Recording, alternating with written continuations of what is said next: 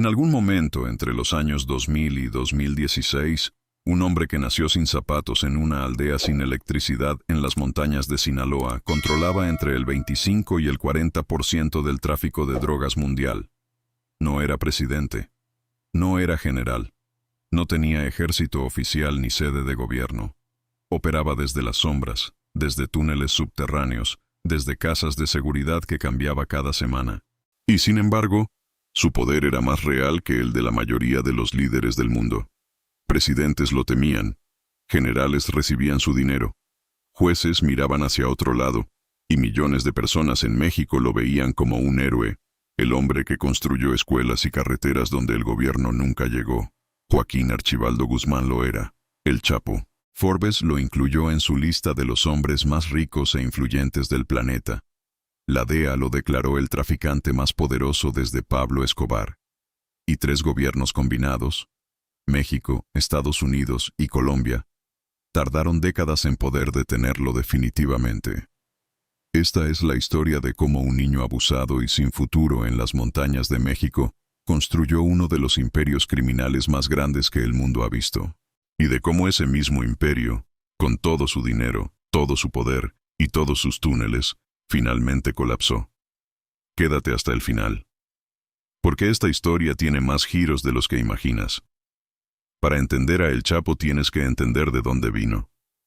Porque su historia no empieza en un cartel, ni en una frontera, ni en un laboratorio de drogas. Empieza en La Tuna, una aldea tan pequeña y tan remota en las montañas de Sinaloa, que ni siquiera aparecía en la mayoría de los mapas.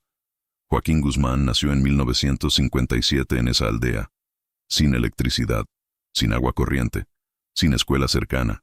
Su padre era un campesino que oficialmente criaba ganado, pero que en realidad, como la mayoría de los hombres de esa región, cultivaba amapola y marihuana para sobrevivir. En las montañas de Sinaloa, el narco no era un crimen. Era la única economía que existía. Pero lo que marcó a Joaquín para siempre no fue la pobreza. Fue su padre. Un hombre violento que lo abusaba físicamente desde pequeño. Según exagentes de la DEA que investigaron su vida, el joven Joaquín aprendió desde niño que el mundo funcionaba a través del miedo y la fuerza, porque eso era lo único que había conocido en casa. Con esa carga encima, y sin ninguna educación formal que le abriera otra puerta, Joaquín hizo lo único que sabía hacer. Siguió los pasos de su padre. Empezó cultivando marihuana en las montañas siendo adolescente.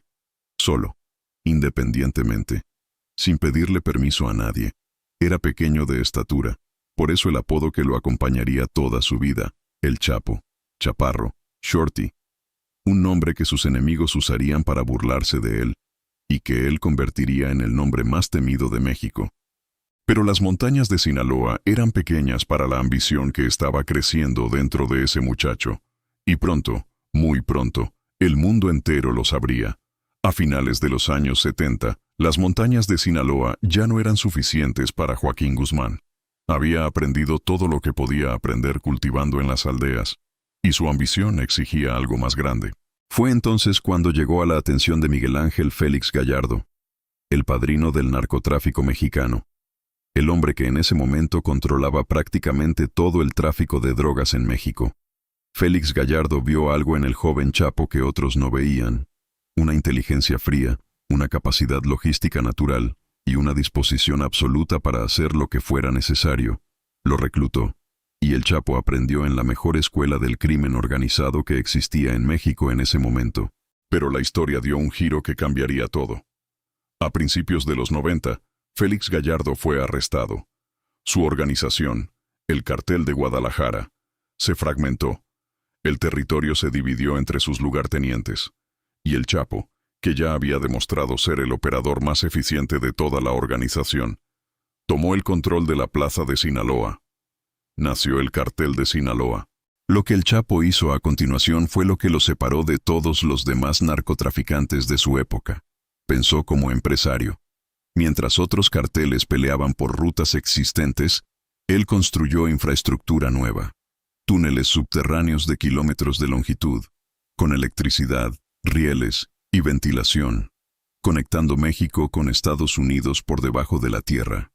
Las autoridades los llamaron el sistema de contrabando más avanzado del mundo. Y tenían razón.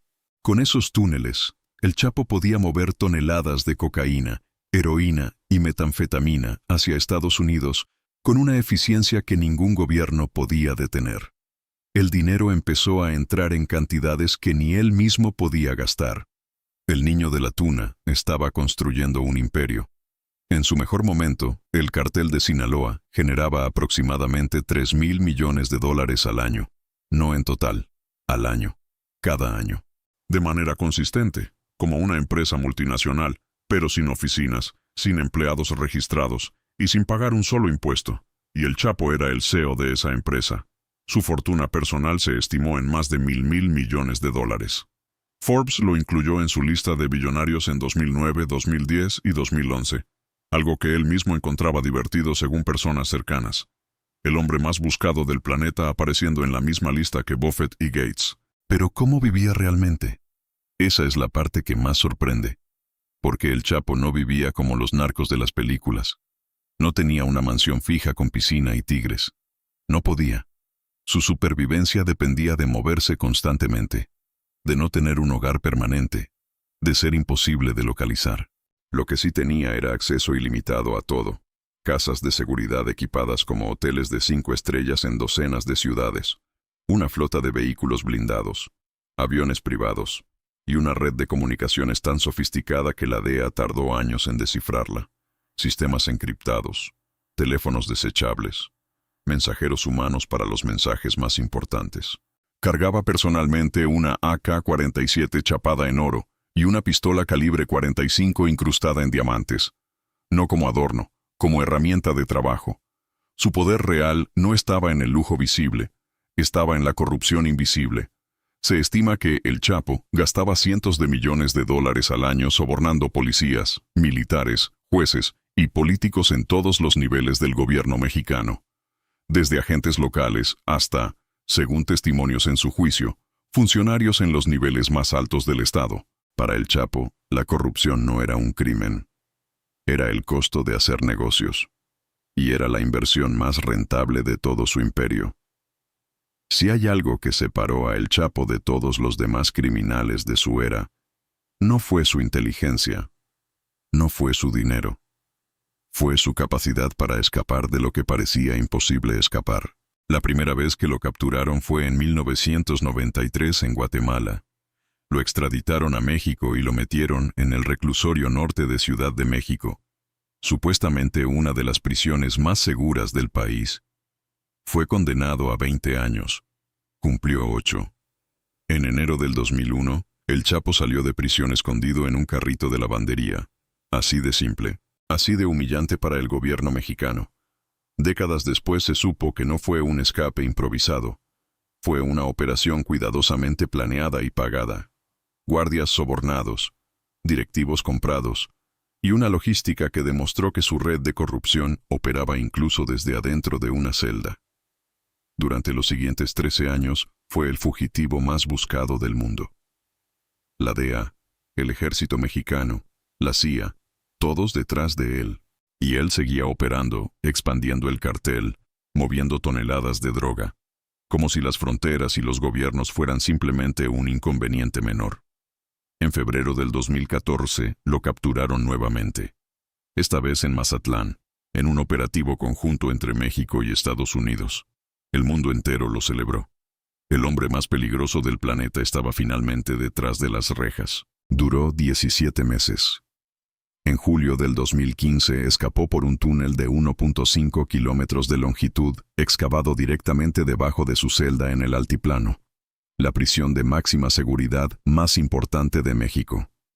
El túnel tenía iluminación, ventilación, rieles con una motocicleta modificada para transportarlo. Una obra de ingeniería que tomó meses construir, mientras él estaba preso adentro coordinando cada detalle.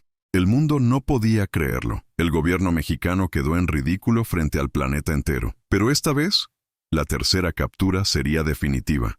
En enero del 2016, apenas 6 meses después de su segundo escape, el Chapo fue capturado por tercera vez en Los Mochis, Sinaloa. Esta vez el gobierno mexicano no quiso correr riesgos. En 2017 lo extraditó a Estados Unidos. Y eso lo cambió todo, porque en México el Chapo podía comprar jueces, generales y presidentes. Pero en una corte federal de Nueva York, con jurados anónimos, con protección máxima, con un sistema judicial completamente diferente, su dinero no alcanzaba de la misma manera. El juicio comenzó en noviembre del 2018 y fue uno de los más mediáticos de la historia moderna. Durante meses desfilaron testigos que durante años habían estado en el círculo más cercano de El Chapo, socios, sicarios, ex colaboradores que ahora cooperaban con el gobierno a cambio de reducción de penas.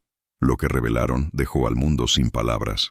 Testimonios describieron cómo El Chapo ordenaba asesinatos personalmente, cómo sobornaba a funcionarios de altísimo nivel en México, cómo construyó una red de inteligencia más sofisticada que la de algunos países, y cómo en 3 décadas movió más de 200 toneladas métricas de cocaína hacia Estados Unidos.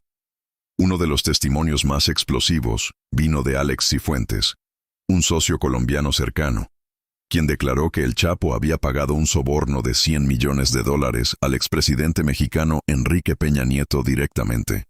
Una acusación que sacudió la política mexicana y que Peña Nieto negó categóricamente. En febrero del 2019, el jurado lo declaró culpable de los 10 cargos en su contra. En julio de ese mismo año fue sentenciado a cadena perpetua más 30 años adicionales, sin posibilidad de apelación, sin posibilidad de reducción de pena. Hoy El Chapo vive en Addicts Florence, la prisión de máxima seguridad más dura de Estados Unidos, conocida como la tumba de hormigón, sin ventanas al exterior, 23 horas al día en una celda de 2 por 3 metros, sin contacto con otros presos, sin visitas que no sean sus abogados. El hombre que escapó de todo, no puede escapar de esto.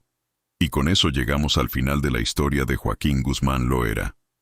El Chapo, un niño abusado en una aldea sin electricidad, que construyó un imperio de miles de millones, que controló el 40% del tráfico de drogas mundial, que escapó 2 veces de prisiones de máxima seguridad, que corrompió presidentes, generales y jueces, que durante décadas fue literalmente intocable, y que hoy vive en una celda de 2 por 3 metros, 23 horas al día, sin ver el sol. Hay algo profundamente revelador en esa imagen. Todo ese poder, todo ese dinero, todos esos túneles y escapes y sobornos, y al final, una celda pequeña, silenciosa y permanente. El imperio que construyó sigue existiendo. El cartel de Sinaloa opera hasta hoy, con nuevos líderes, nuevas rutas, nuevos billones. Lo que El Chapo construyó era más grande que él mismo. Y eso quizás es lo más inquietante de toda esta historia. ¿Qué opinas tú? ¿Fue El Chapo un criminal despiadado, un producto inevitable de su ambiente, o las dos cosas al mismo tiempo? Déjame tu respuesta en los comentarios. Suscríbete, porque cada semana traemos historias de poder, dinero y caída que no vas a encontrar en ningún otro lado. Hasta la próxima.